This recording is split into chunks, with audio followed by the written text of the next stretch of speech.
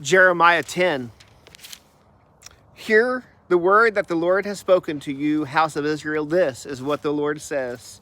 Do not learn the way of the nations, or be terrified by signs in the heavens, although the nations are terrified by them. For the customs of the peoples are worthless. Someone cuts down a tree from the forest. It is worked by the hands of a craftsman with a chisel. He decorates it with silver and gold. It is fastened with hammer and nails, so it won't totter. Like scarecrows in a cucumber patch, their idols cannot speak. They must be carried because they cannot walk. Do not fear them, for they can do no harm, and they cannot do any good. Lord, there is no one like you. You are great. Your name is great in power. Who should not fear you, King of the nations? It is what you deserve, for among all the wise people of the nations and among their kingdoms, there is no one like you. They are both stupid and foolish, instructed by worthless idols made of wood. Beaten silver is brought from Tarshish, and gold from Uphaz. The work of a craftsman and of a goldsmith's hands is clothed in blue and purple, all the work of skilled artisans. But the Lord is the true God. He is the living God and eternal King. The earth quakes at his wrath, and the nations cannot endure his rage.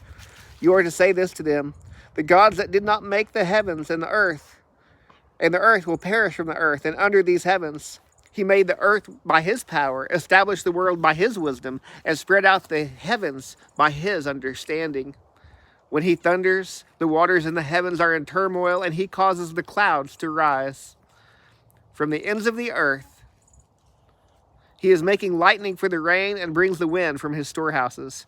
Everyone is stupid and ignorant. Every goldsmith is put to shame by his carved image, for his cast images are a lie. There is no breath in them. They are worthless. They are worthless, a work to be mocked. At the time of their punishment, they will be destroyed. Jacob's portion is not like these, because he is the one who formed all these things. Israel is the tribe of his inheritance, and the Lord of armies is his name.